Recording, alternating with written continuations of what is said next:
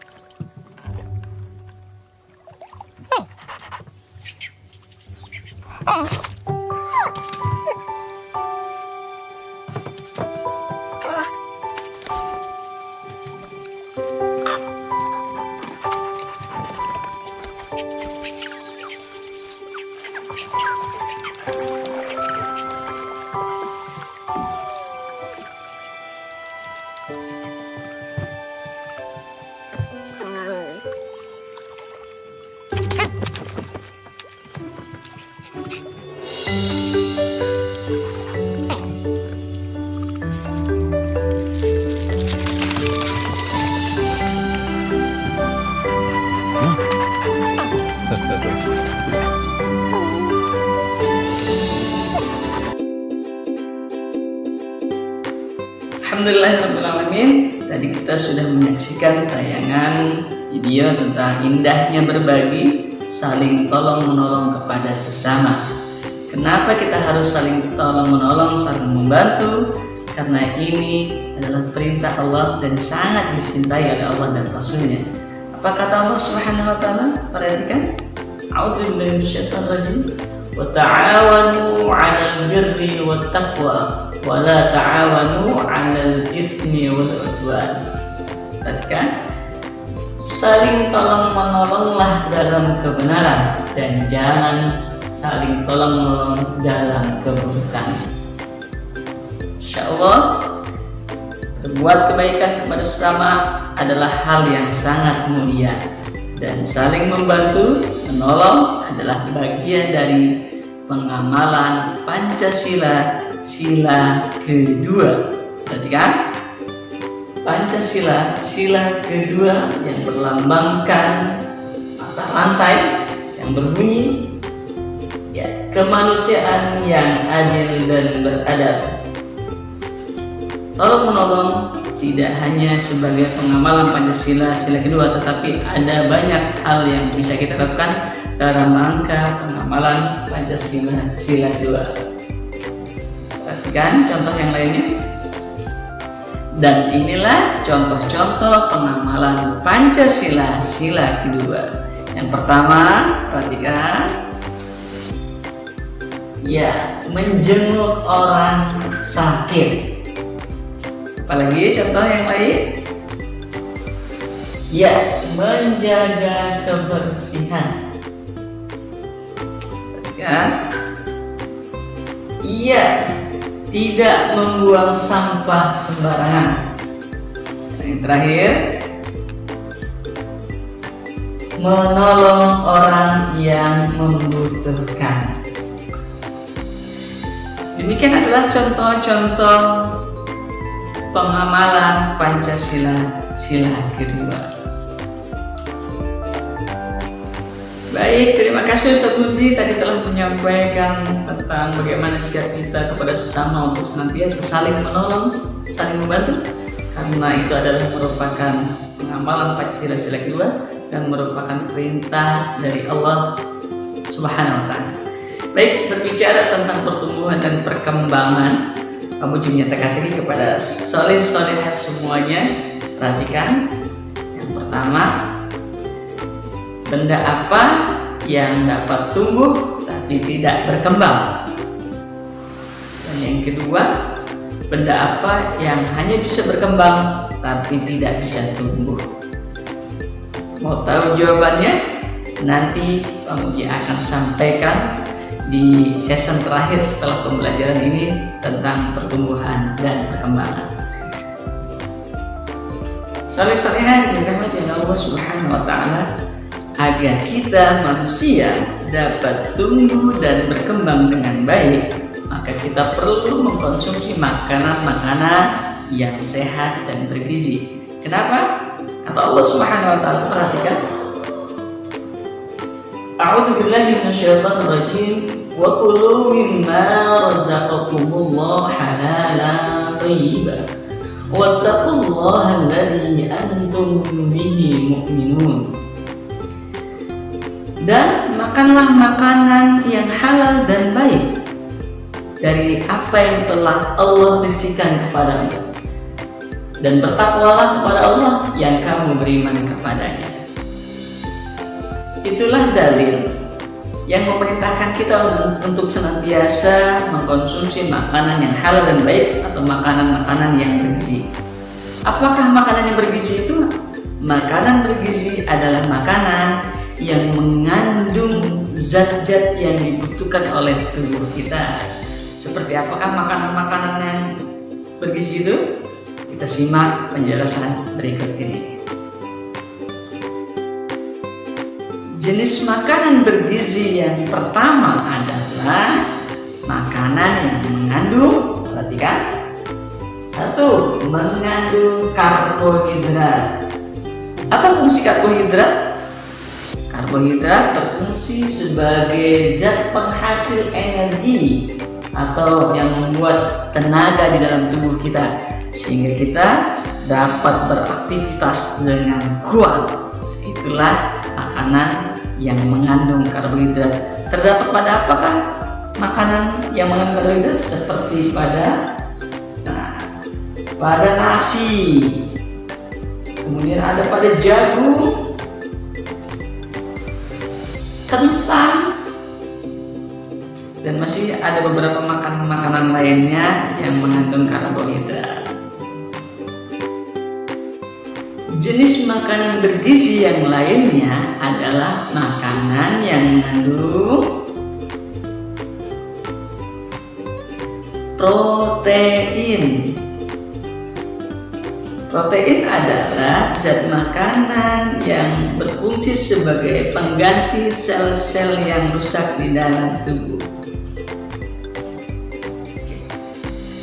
Dan protein itu didapati dari dua jenis. Pertama dari protein hewani, dan yang kedua dari protein nabati. Protein hewani berasal dari hewan.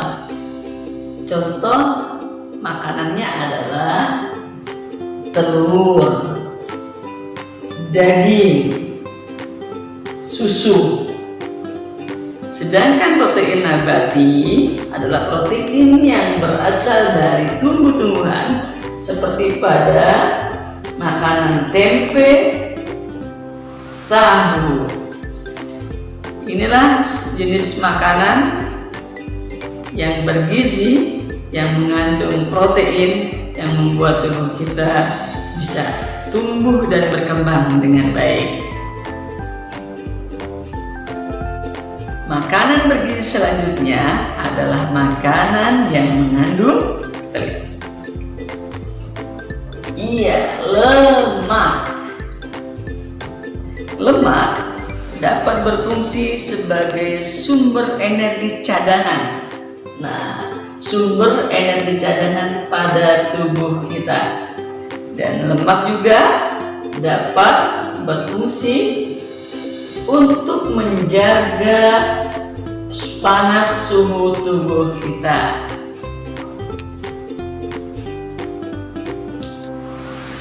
Dan makanan bergizi yang terakhir adalah makanan yang mengandung mineral dan vitamin. Mineral dan vitamin berfungsi sebagai zat pembangun dan zat yang mengatur kesehatan tubuh kita.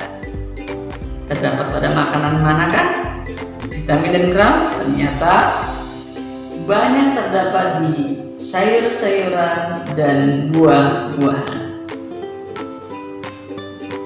Demikian adalah contoh zat-zat makanan yang diperlukan untuk tubuh kita sehingga kita dapat tumbuh dan berkembang dengan baik.